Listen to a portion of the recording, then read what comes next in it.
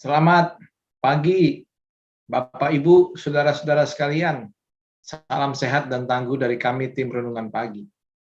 Kita berjumpa kembali di Renungan Pagi kali ini, Jumat 17 Juni 2022. Kali ini bertajuk Jangan Lupa Berbuat Kebaikan. Teks bacaan diambil dari Surat Ibrani 13 ayat 16, terjemahan baru Lembaga Alkitab Indonesia demikian menuliskannya.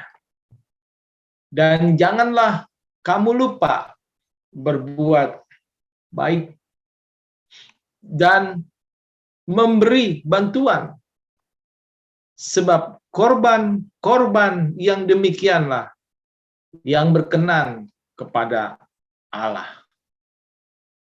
Saudara-saudaraku, salah satu nilai positif sifat dari jemaat mula-mula saat itu adalah dalam segala penderitaan dan kesulitan, mereka saling menolong orang lain dan mempersembahkan apa yang ada bagi mereka buat sesama.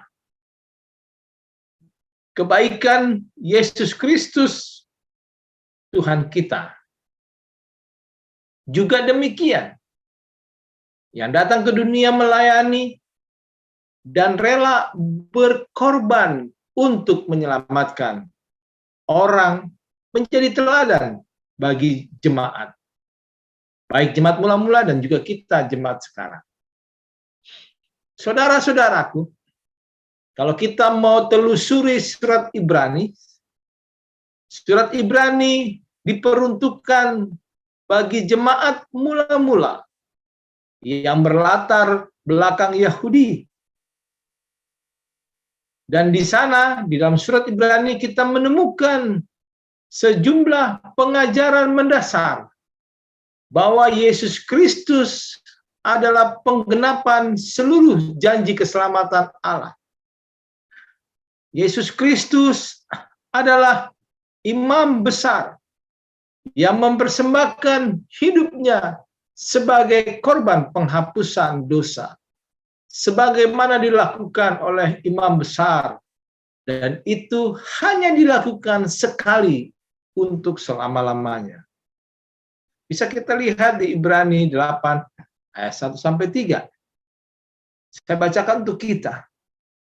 Inti segala yang kita bicarakan itu ialah kita mempunyai imam besar yang demikian, yang duduk di sebelah kanan takhta Allah Bapa yang Maha Besar di surga, dan yang melayani ibadah di tempat kudus, yaitu di dalam kemah sejati yang didirikan oleh Tuhan dan bukan oleh manusia. Sebab setiap imam besar ditetapkan untuk mempersembahkan korban dan persembahan. Dan karena itu, Yesus perlu mempunyai sesuatu untuk dipersembahkan. Kembali ke topik pembahasan kita, saudara-saudara. Ternyata menjadi pengikut Tuhan Yesus di zaman gereja perdana atau mula-mula tidaklah mudah. Apalagi mereka yang berlatar belakang Yahudi, karena orang Yahudi amat membenci pengikut-pengikut Yesus, murid-murid Yesus. Karena mereka dianggap sebagai bidat yang tersesat. Dan mereka membentuk tim untuk mengajar dan menangkap orang-orang Kristen. Termasuk di dalamnya Saulus saat itu, walaupun akhirnya Saulus bertobat. Namun saudara-saudara, kita melihat bahwa semakin dikejar mereka, semakin tersebar, semakin dibabat, semakin merambat, seperti tulisan Ira PhD dalam bukunya semakin dibabat semakin merambat. Semakin dihimpit semakin melejit. Semakin ditekan justru semakin berkembang dan menang. Apa yang dinasihatkan para rasul dan kitab Ibrani dalam renungan kita di hari Kamis ini menjadi dasar keberhasilan berkembangnya kekristenan. Dalam keadaan dikejar dan dianiaya, mereka justru saling tolong-menolong, memberi tumpangan, menopang orang lain, sekalipun mereka harus berpindah-pindah dari pengajaran yang satu ke daerah lain, namun selalu ada pertolongan, karena di mana ada orang percaya, di situ ada pertolongan bagi mereka.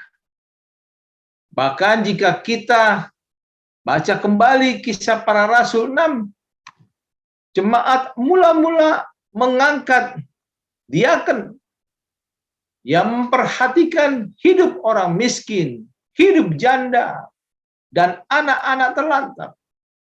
Mereka semua mempersembahkan yang ada pada mereka untuk membangun komunitas itu sendiri. Karena itu saudara-saudaraku, pengorbanan kasih dan perbuatan baik yang mereka lakukan adalah tulus dan murni dan dipersembahkan menjadi korban persembahan yang harum bagi nama Tuhan. Sekarang bagaimana dengan kita saat ini? Mungkin menjadi kesempatan untuk kita evaluasi apakah perbuatan baik, pergomanan sudah kita lakukan. Apakah masih siap, sediakah kita memberikan bantuan, menolong orang-orang yang membutuhkan? Menjadi sifat kita. Saya percaya kiranya Tuhan Yesus memberikan kekuatan bagi kita untuk bisa kita berbuat baik, berkorban untuk kebaikan orang lain bagi mereka yang membutuhkan. Selamat berkarya untuk kemuliaan nama Tuhan. Mari kita berdoa.